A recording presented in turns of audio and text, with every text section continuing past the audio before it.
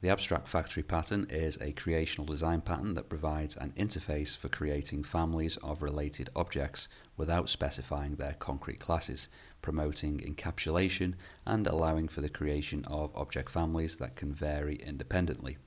So say that you have an application for Windows and Mac. The UI components such as buttons, checkboxes and text boxes are different for each operating system, but each type of UI component will have the same behaviors. For example, a checkbox will have an onSelect method no matter whether it's on Windows or Mac. So our application needs a way of knowing what the current operating system is and then selecting the appropriate family of UI components for that operating system. So first, let's implement a more obvious solution in code. Okay, so inside of an abstract factory folder for this example, I've created an enum for the different types of operating systems that our application is going to support. So far we have Windows and Mac. I've also created a UI component interface for the different UI components to implement. So all UI components, whether they're going to be Windows or Mac, need to implement this UI component interface, and it has a single method for rendering a UI component into the UI or the GUI. So next up, I've created a checkbox interface, and this extends the UI component interface. So all checkboxes are UI components, and I've not actually created any checkbox methods just for simplicity, but we could have, for example,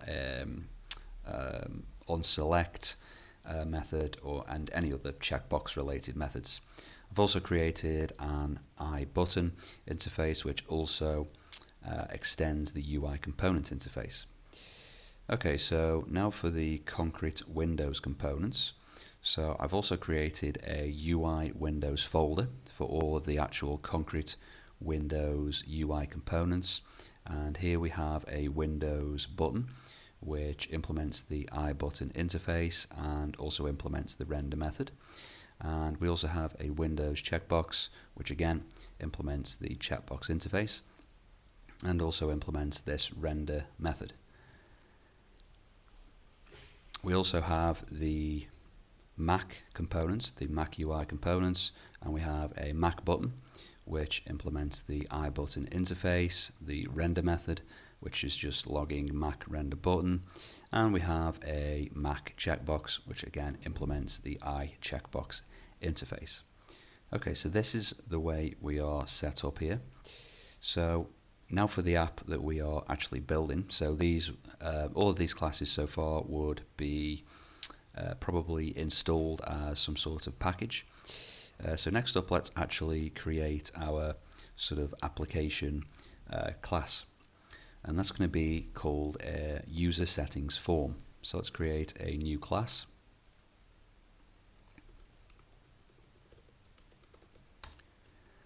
And let's say we have some sort of form which will have a checkbox and a button. So what we can do is we can create a render method which will accept the operating system type.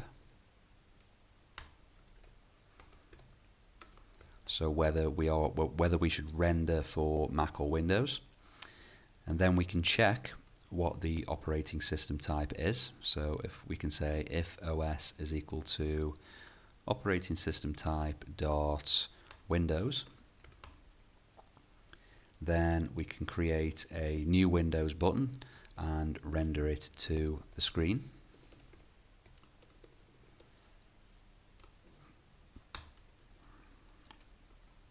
So we call the render method, and we can also create a new Windows checkbox.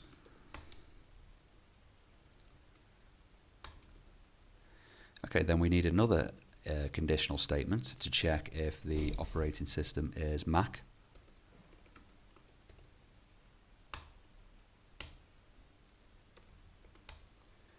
And then we can render a Mac button and a Mac checkbox.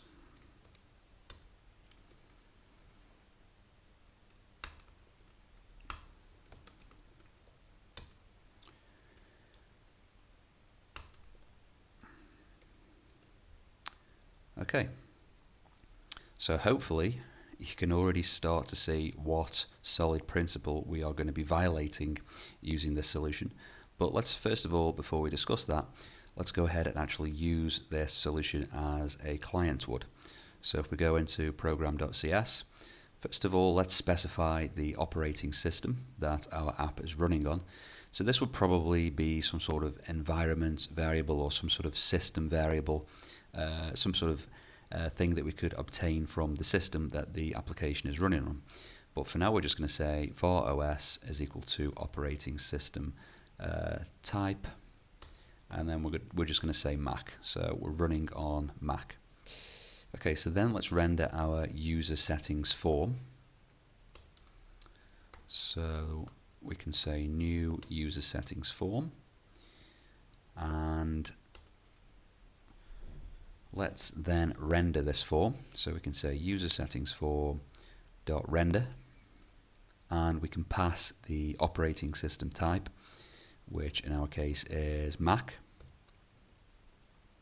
And then let's run this program.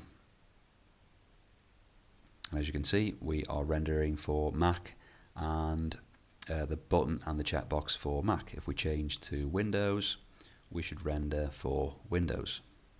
Problems with this solution can be seen in this user settings form class.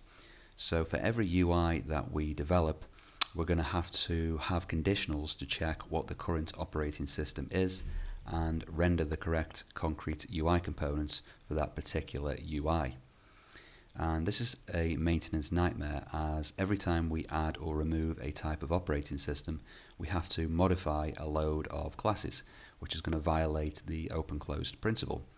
And another issue is that we have to conditionally render concrete UI components. So you can see here we're having to render these concrete UI components. And it is, in this case, it's easy to make mistakes, such as accidentally rendering a Windows checkbox on the Mac operating system, because we're going to have lots of different UI components. This is just different UI, so different pages or different forms, maybe like a home page, an about page, a different window for giving some information after a user has clicked a button. Lots of different UI elements which are going to be built from these base UI components, and we can see that as the application grows, it's going to become easier to accidentally render the wrong type of UI component for a certain particular operating system. And our program isn't going to know if we've actually done that by accident. It's only going to result in an error when the application runs on that particular operating system. So the solution to the issues that we faced previously are to create an abstract factory class to create families of UI components, such as the family of Windows UI components or the family of Mac UI components. So here you can see we have an interface called UI component factory, which has a create button method and a create checkbox method. And we then have our concrete component factory. So here is the Mac UI component factory. And this create button method will return a Mac button, and the create checkbox method will return a Mac checkbox. And we also have a Windows UI component factory, which will do the same but for Windows components. So essentially we're going to be able to create families of UI components from these component factories. So here is the gang of 4 representation of the abstract factory pattern. And you can see here we have our abstract factory interface with with methods to create different products. And then we have our concrete factories, which actually implement these methods. So rather than discuss the advantages of using this method here, I think it's going to be better to implement this in code and then discuss as we code. So continuing on from our previous code, we can create the abstract factory interface. So I'm going to create this in the abstract factory folder, and this is going to be called UI component factory.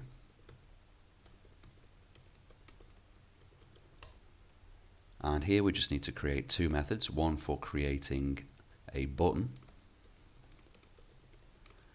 and another for creating a checkbox.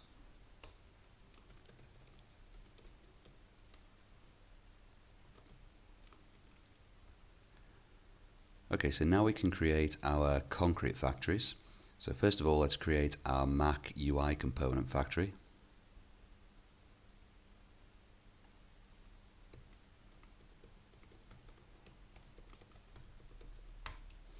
And this needs to implement the IUI component factory. So UI component factory, and then we need to implement this interface. So here we very simply just have to return a Mac button. Okay, so let's import this correctly. So there we go. And then here we just need to return a Mac checkbox. Okay, so that's everything we need to do there. So let's now create our Windows UI component factory for creating families of Windows UI components.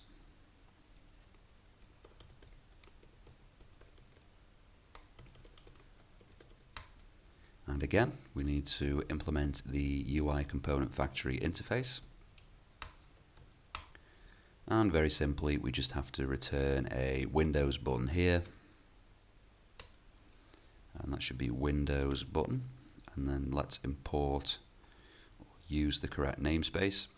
And here we just have to return a Windows checkbox.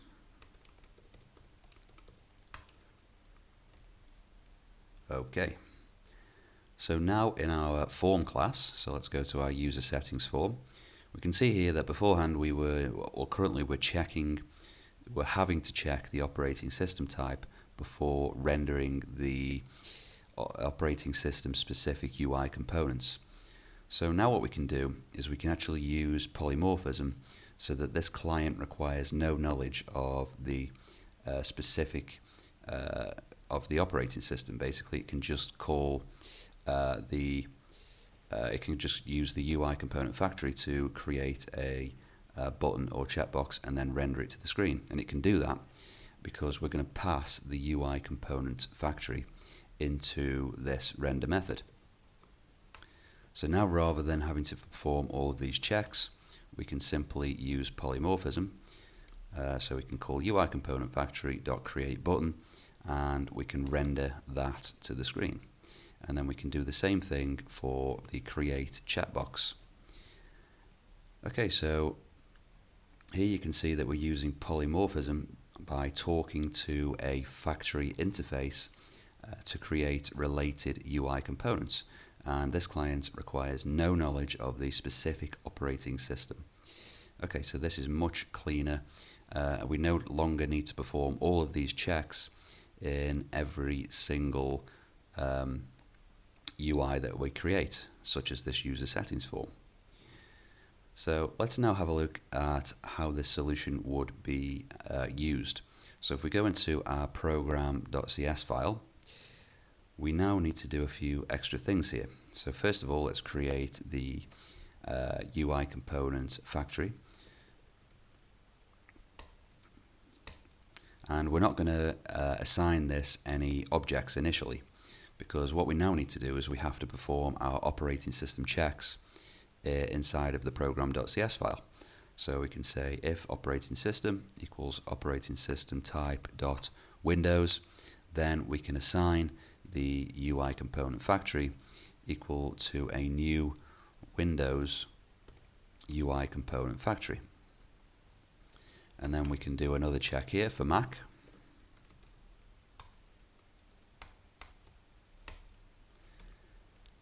Then we can assign it to a new Mac UI component factory.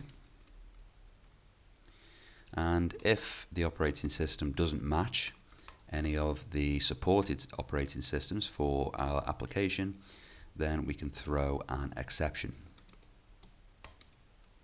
And here we'll just say unsupported operating system. Okay. So now here I'm just going to do this on one line actually. So rather than calling render on a separate line, I'm just going to create the user settings form and then call render directly on this line. And then we can pass into this render method the UI component factory. Okay, so that should be everything that we need. So let's run this program. Okay, so you can see here that it's rendering our user settings form correctly. And if we switch to Mac, then we should render for Mac. Okay, perfect. So this is all working correctly, just as it was beforehand. But here, you might be wondering, what is the advantage of using this abstract factory pattern compared to what we did previously? Because we're still having to have all of these conditional statements to check the operating system type. We're just doing it now in a different place rather than within our settings form class. And the advantage of this is that these checks now only need to be done just once upon app initialization. Then throughout the application, the UI component factory can be used to ensure that the correct family of UI components are used for the current operating system all throughout the application. So here, once we've assigned the correct UI component factory, it can be used all throughout our application, and we no longer need to check what the operating system is in every single sort of UI class that we create. So if we create a different class, such as, I don't know, maybe orders page, for example, which lists all of the orders that a user has made from some e-commerce store, then we wouldn't have to do all of these checks inside of that class and every other class that we create. We can just pass the correct UI component factory that has been initialized here just once. So that is the advantage of using the abstract factory pattern.